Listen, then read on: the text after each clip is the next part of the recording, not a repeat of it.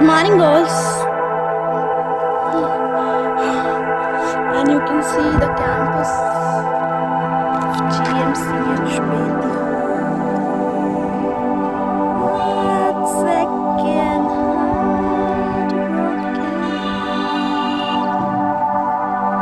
And this will be boys' hostel.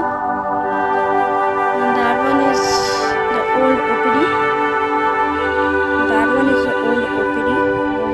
And that's our hostel. That one is our hostel. Girls' hostel. And this is the Betia city.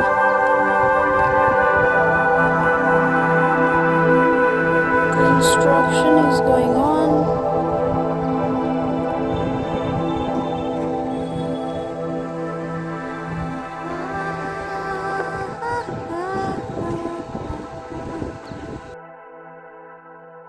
We just went to the market to shop something for my cousins, like I purchased a bat for them and something to eat, like snacks, so that I can put it in my bag during my journey. I can eat something, so we just we went for the market.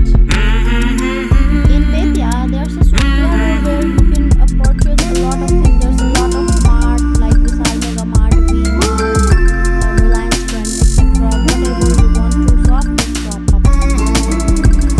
Getting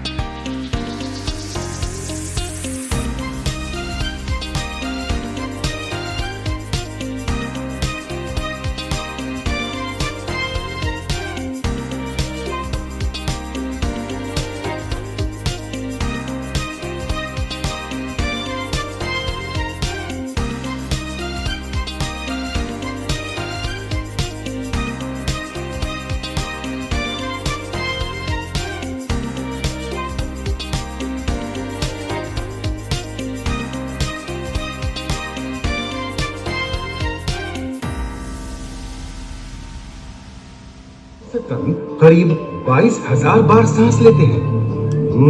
कभी गिना नहीं ना। और क्या ये भी कि आपकी अगली सांस के लिए जरूरी ऑक्सीजन का मिलना इस बात पर निर्भर है कि आपसे मीलों दूर किसी समुद्र में एक बड़ी सी शार्क मछली एक छोटी सी मछली को खा पाएगी या नहीं। क्यों यकीन नहीं होता ना? चलिए कोई नहीं, आइए आपको ले चलते हैं एक ऐसी दुनिया में जो आपसे हजारों मील दूर होकर भी आपके अस्तित्व का आधार है।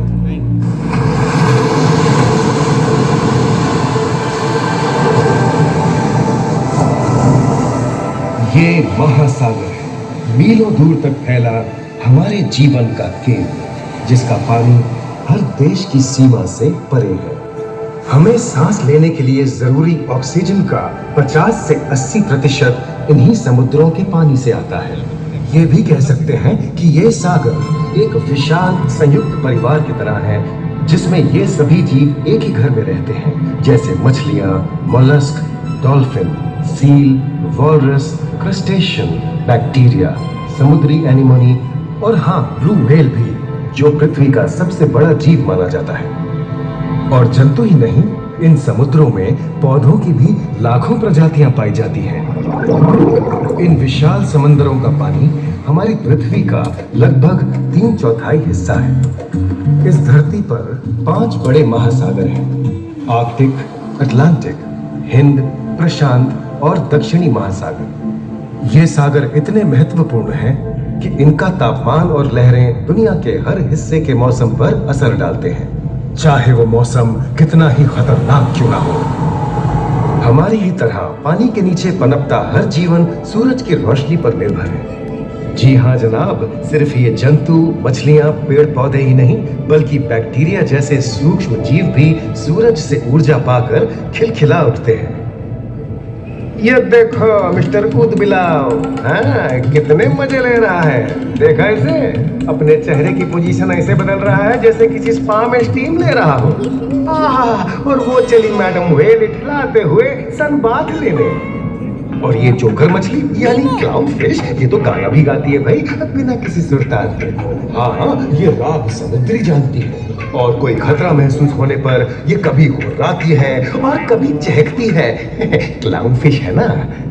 और ये डॉल्फिन हमारे स्मार्टफोन से भी ज्यादा स्मार्ट है। ये अपनी आवाज का इस्तेमाल सोनार की तरह करके एकदम सही दिशा में तैरती और एक दूसरे को संदेश भेजती है।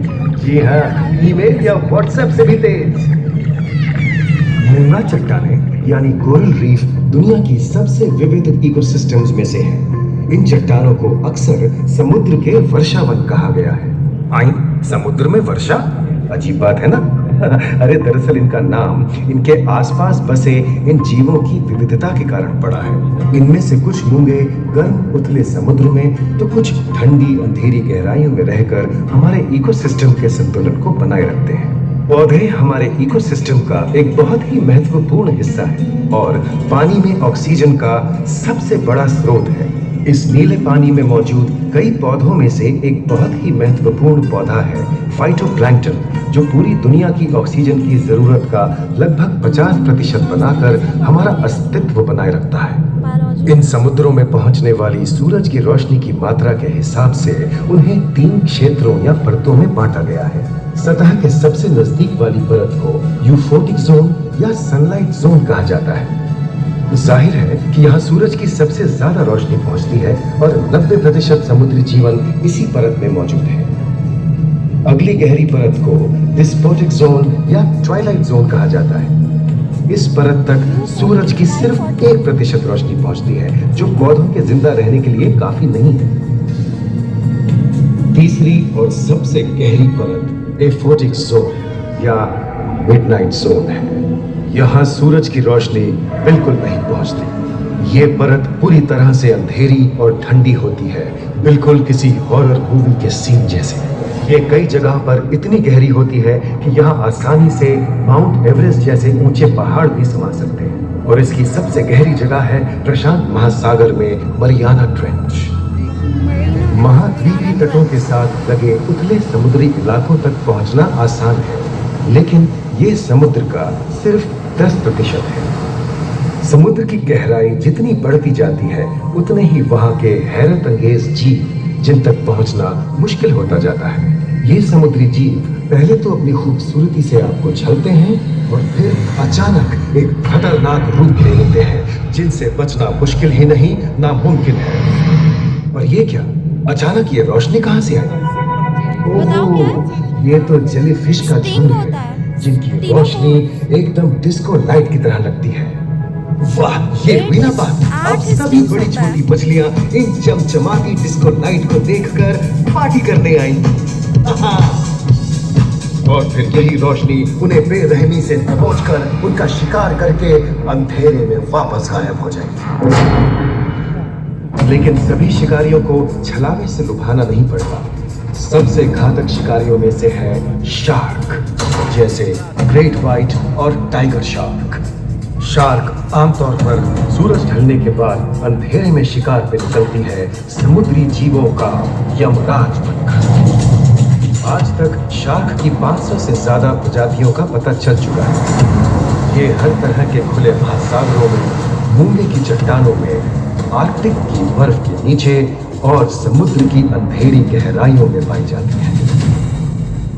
और ये है समुद्री घोड़ा जो तबड़क तबड़क नहीं, छप छप छप छप करता है, यानी दौड़ता नहीं तैरता है। हमने इन समुद्रों के बारे में बहुत कुछ जाना है, पर अभी भी बहुत कुछ जानना बाकी है। ये सागर गहरे और विशाल, ठंडे और अंधेरे में डूबे होते हैं। इन गहराइयों में पनपने वाली 17,000 से अधिक प्रजातियां मानो किसी कल्पना से कम नहीं है। किसी खूबसूरत एंजल की तरह दिखने वाले जीवों के साथ साथ न जाने और क्या क्या देखने को मिले।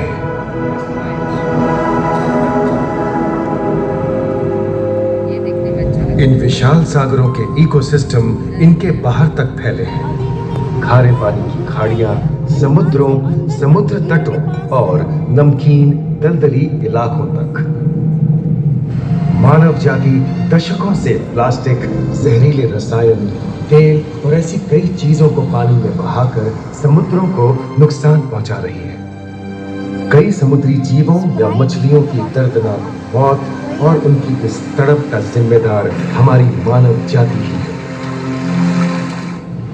पिछले कुछ दशकों में वैज्ञानिक पैमाने पर सामने आए खतरों में से एक बड़ा जलवायु परिवर्तन है, जिससे महासागर गर्म हो रहे हैं और ग्रीन हाउस गैसों की अधिकता और ऑक्सीजन की कमी के कारण इन समुद्रों का अम्लीकरण हो रहा है। सागरों के इस तरह गर्म होने से पानी का स्तर बढ़ गया है और बर्फ की चादर पिघल रही है। इस विनाशकारी बदलाव के परिणाम स्वरूप समुद्री जीवन खत्म हो रहा है और पूरे इकोसिस्टम के लिए ऐसे खतरनाक हालात हम ही पैदा कर रहे हैं। हमारी आने वाली पीढ़ी का भविष्य इस बात पर निर्भर करता है कि क्या हम आज अपने निजी जीवन से प्लास्टिक को हटाने जैसा छोटा कदम उठा सकते हैं, या फिर हम बड़े स्तर पर सख्त नियम बनाकर उन्हें लागू करें जिससे समुद्री संसाधनों का दोहन और प्रदूषण कम हो। याद रखिए, बात हमारे अस्तित्व की है तो बदलाव की शुरुआत भी हमें ही करनी होगी।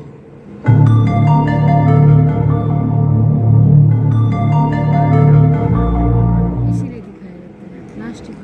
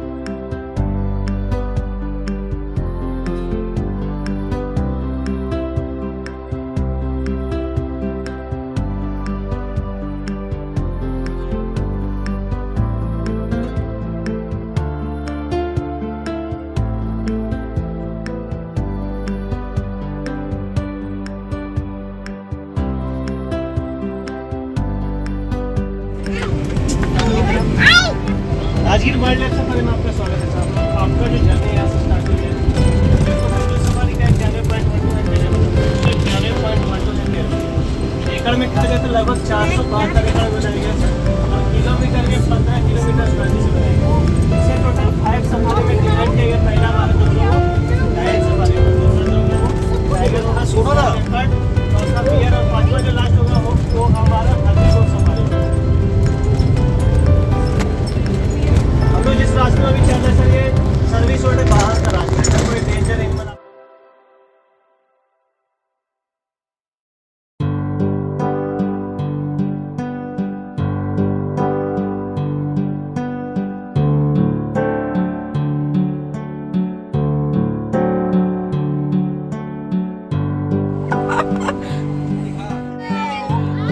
लैंडस्केप पे लो ना प्लीज। दिख रहा है। Hello tiger. अरे कौन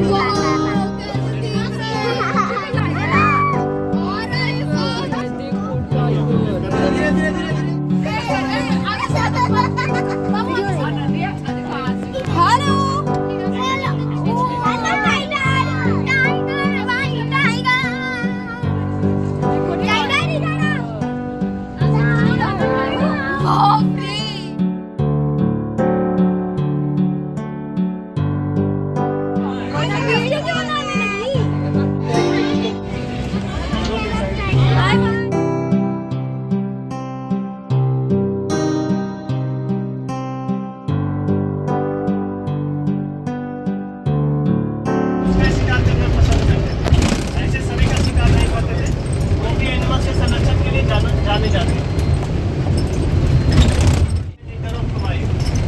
उसमें बहुत सारे एनिमल्स का जिक्र मिल जाएगा। लगभग 50 प्लस शिकार किए थे एनिमल्स का, और ज़्यादातर आदमखोर एनिमल्स का ही शिकार किए। bensound.com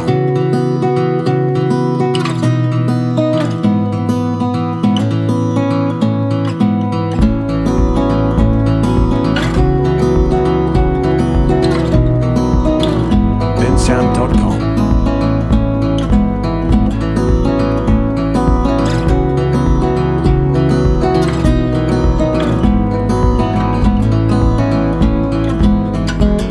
bensound.com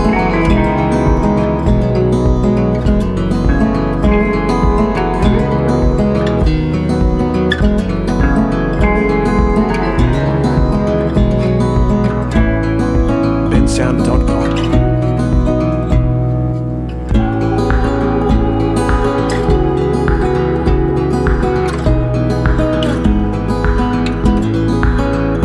bensound.com जाओ जाओ सब जाओ। पारस bensound.com